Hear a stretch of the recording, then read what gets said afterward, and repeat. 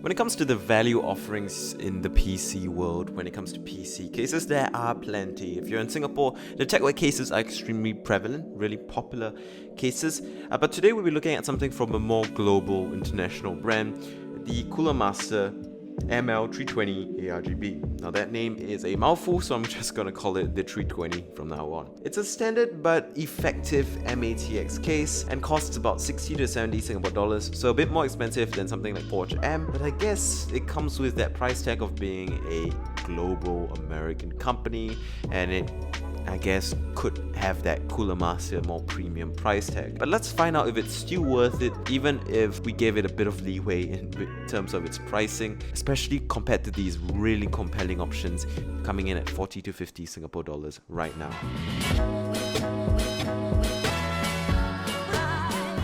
First off, let's see if the cat approves it. Yep, he does. Alright, let's start. Now, if you have any questions, ask me down in the comments or on Discord. I reply to you pretty much anywhere. It's the best way to reach me as well.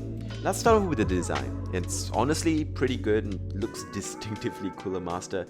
While it isn't amazing, it's got a good, reasonably classy look with a plastic translucent front panel and RGB fans being the only decorations. Everywhere else, it's got pretty clean lines and design, so it works pretty well. So in the looks department, I think it does pretty okay. Build quality wise, it's quite decent. It's noticeably better than the $45 TechWare Nexus M, but not by a massive margin. But it does have still a few issues here and there, so it's still not perfect, which you can expect because it's only $60 plus. But that beautiful tempered glass side panel really helps its case a lot, pun fully intended, and it really helps in both build quality and looks because that slightly tinted tempered glass looks phenomenal with the RGB fans, and that tinted translucent plastic in the front also looks excellent with the RGB fans behind it, kind of illuminating everything. In terms of practical design, it seems quite well thought out and laid out. There's a standard MATX layout here with 4 expansion slots and pre-installed standoffs, and the 2 free RGB fans in the front are nice to have. They're 120mm, by the way. It's got a very standard power supply shroud kind of design, which is good for easy cable management, so that's nice. And it has sufficient holes for cable management and extra fans if you see fit. You can put fans up top and in the back, and of varying sizes, 120 and 140. I'll talk more about that later.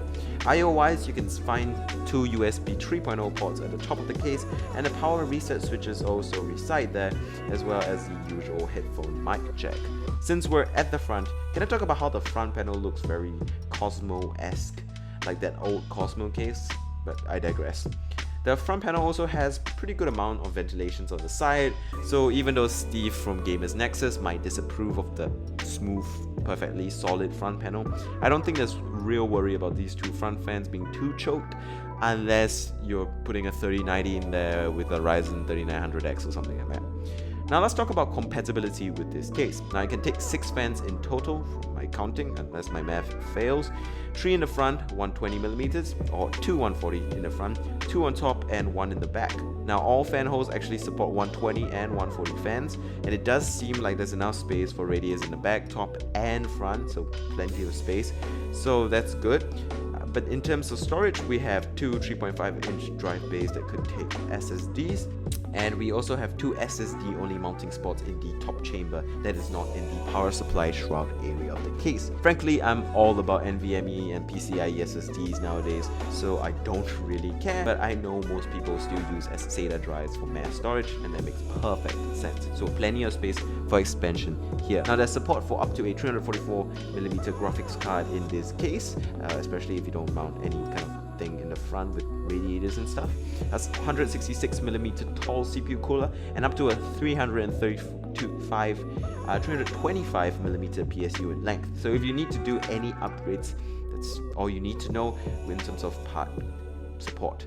Alright, how is it actually like to build in this PC then? Well, if you want the specifics of the build I'm doing in this video, you can check out my $800 SGD value rig video on my channel after finishing this video, of course, but overall it's not bad. There's plenty of cable management space here because this is quite a wide and fat MATX case, so it's not actually that small, so there's a lot of space behind the motherboard to kind of squeeze your cables, and drive mounting was very easy.